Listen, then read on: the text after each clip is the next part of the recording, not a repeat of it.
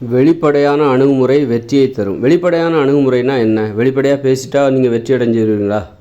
அது கிடையாது. வெளிப்படையான அணுகுமுறைனா உங்களுடைய திறமைகளை வெளிப்படுத்துவதற்கு அதை நீங்கள் மக்கள் முன்னாடி வெளிப்படுத்தணும். மேடையேற்ற வேண்டும். உங்களுடைய திறமைகளை, உங்களுடைய கடமைகளை அதை நீங்கள் மேடையில் வெளிப்படுத்தணும். எல்லாத்துக்கும் தெரிகிற மாதிரி, இந்த ஊருக்கே தெரிகிற மாதிரி, உலகத்துக்கே தெரிகிற மாதிரி உங்களுடைய திறமைகளை, உங்களுடைய கடமைகளை மேடையேற்ற வேண்டும். அதுதான் வெளிப்படையான அணுகுமுறை.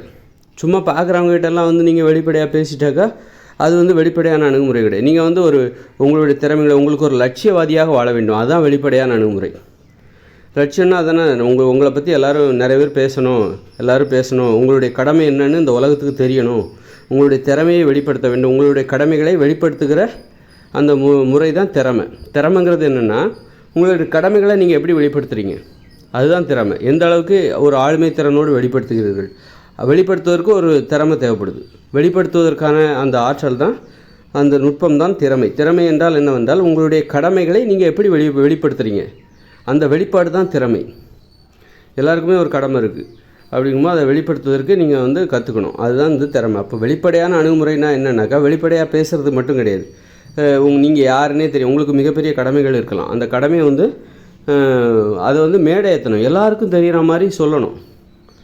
எல்லாருக்கும் தெரிகிற மாதிரி சொல்கிறது தான் வெளிப்படையான அணுகுமுறை. ஒரு லட்சியவாதியாக வாழ வேண்டும், அதுதான் வெளிப்படையான அணுகுமுறை. மற்றபடி வெளிப்படையாக பேசிட்டாலே நீங்கள் வெளிப்படையாக பேசினா நீங்கள் வெற்றி அடைந்துவீர்கள். வெற்றி பெறுவதற்கான அணுகுமுறை எது? வெளிப்படையாக பேசணும்பா, அதுதான் வெற்றி. வெளிப்படையாக பேசிட்டா நீங்கள் வெற்றி அடைந்து விட மாட்டீர்கள். மேடையில் போய் வெளிப்படையாக பேசணும். ஒரு மேடையில் வெளிப்படையாக பேச வேண்டும். ஒருத்தர்கிட்டையோ நீங்கள் பார்க்குறவங்ககிட்டையோ வெளிப்படையாக பேசுங்க. மேடை கிடைக்கும் போதும் வெளிப்படையாக பேசுங்க. மேடையில் சிலர் மேடைக்கே போக மாட்டாங்க. மேடைனாலே கூச்சப்படுவாங்க, பயப்படுவாங்க. ஆனால் கீழே இருந்துக்கிட்டே வெளிப்படையாக பேசிகிட்டு இருப்பாங்க. கீழே மேடையில் போய் தன்னுடைய கடமையை வெளிப்படுத்தாமல் கீழே இருந்துக்கிட்டு பார்க்குறவங்ககிட்டலாம் வெளிப்படையாக பேசிட்டு போயிடுவாங்க. அப்போ அதனால் நாம் வெற்றி அடைய மாட்டோம். அது நமக்கு வெற்றியை தராது. அதனால் உங்களுடைய திறமைகளை நீங்கள் மேடைக்கு கீழேயும் வெளிப்படுத்தணும். அது மாதிரி மேடை கிடைக்கும்போது மேடையிலையும் வெளிப்படுத்தணும். அதுதான் உங்களுடைய கடமைகளை மேடையில் வெளிப்படுத்த வேண்டும். அதுதான் வெளிப்படையான அணுகுமுறை. அதுதான் உங்களுக்கு வெற்றியை தரும். மேடையை பார்த்து பயப்படாதீங்க.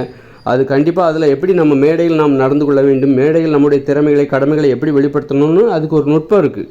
அதை கற்றுக்கிட்டாக்கா அந்த பயம் நமக்கு போயிடும். அதனால் பயத்தை போக்குறதுக்கு நுட்பங்கள் இருக்கிறது. அந்த வழிகளை தெரிந்து கொண்டால் மேடையில் எப்படி நமது கடமையை வெளிப்படுத்துவது, எல்லாருக்கும் தெரிகிற மாதிரி, எல்லாருக்கும் போய் சேர்ற மாதிரி நமது கடமைகளை எப்படி செய்வது. நமது கடமை என்பது எல்லாருக்கும் தேவைப்படுகிறது. அப்படிங்கும்போது அந்த கடமையை எப்படி எல்லாத்துக்கும் கொண்டு போகிறது, அந்த நுட்பத்தை தெரிந்து கொள்ள வேண்டும்.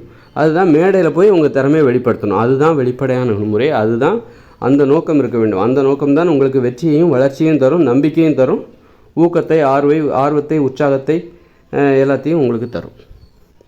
மேடையில் போய் உங்களுடைய கடமையை வெளிப்படுத்தும் போது, மேடையில் போய் உங்கள் திறமையை வெளிப்படுத்தும் போது, உங்கள் கடமையை வெளிப்படுத்துகிற அந்த திறமை, அதுதான் மேடை. மேடை என்பது ஒரு திறமை. மேடையில் போய் உங்கள் கடமையை வெளிப்படுத்தணும் அப்படின்னா, எல்லாருக்கும் தெரிகிற மாதிரி உங்கள் கடமை போய் சேரணும் அப்படின்னா, எல்லாத்துக்கும் போய் சேரணும்னா அதுக்கு நீங்கள் மேடை ஏற வேண்டும். அதுதான் திறமை. அப்படி இருக்கும்போது மேடையில் போய் திறமையை வெளிப்படுத்தும் போது நமக்கு பயமாக இருக்கும், கூச்சமாக இருக்கும், தயக்கமாக இருக்கும். நம்முடைய செயல்பாடுகள் பார்த்து சில பேர் சிரிப்பாங்க, நிறைய பேர் கூட சிரிக்கலாம், திட்டுவாங்க. பயம், ஆபத்து நிறைந்ததாக மாறும். மேடையில் போய் திறமையை வெளிப்படுத்தும் போது நமக்கு இன்னும் அதிகமான பாதுகாப்பு தேவைப்படும். நமக்கு எங்கேருந்து ஆபத்து வரலாம், 4 பேர் சிரிப்பாங்க. அதையெல்லாம் கடந்து நம்ம அந்த மேடையில் நமது திறமையை வெளிப்படுத்த வேண்டும், நமது கடமையை ஆற்ற வேண்டும் அப்படின்னு சொல்லிட்டு அதில் நம்ம இடைவிடாத ஒரு முயற்சி, ஒரு பங்களிப்பு நமக்கு இருந்துக்கிட்டே இருக்கணும். பின்வாங்கிடக்கூடாது, பயந்து பின்வாங்கிடக்கூடாது. நாம் நினைக்கிறது உண்மையாக அதை செய்யும்போது தான் நமக்கு பாதுகாப்பான வழிகள் தெரியும். மேடையில் போய் நம்ம கடமையை வெளிப்படுத்துவதற்கான பாதுகாப்பான வழிகள் அதில் நீ போய் செய்யணும். போய் மேடையில் போய் உன்னுடைய கடமையை செய்யணும். எல்லாருக்கும் போய் சேர்ற மாதிரி உன்னுடைய கடமையை செய்யும்போது நமக்கு அதுக்கான வழிகள் தெரிய ஆரம்பிச்சிடும். எப்படி பாதுகாப்பாக நம்முடைய கடமையை வெளிப்படுத்துவது, திறமையை வெளிப்படுத்துவது என்கிறதுக்கான வழி நீ மேடையேறு, அப்புறம் தெரியும். கீழே இருந்துக்கிட்டே பயந்துக்கிட்டே இருக்காத. விமர்சிப்பாங்க, அதெல்லாம் நீ காரணம் சொல்லிக்கிட்டு நீ பின்வாங்கிக்கிட்டே இருக்க. அந்த விமர்சனத்தை எப்படி எதிர்கொள்வது என்பதற்கு உனக்கு ஒரு வழிகள் இருக்குது, மனப்பான்மை இருக்குது. அதை நீ அந்த முயற்சி செய்யும்போது தான் அதற்கான உண்மைகள் உனக்கு கிடைக்கும். கீழே உட்காந்துக்கிட்டே உனக்கு எல்லாமே தெரிஞ்சிடாது.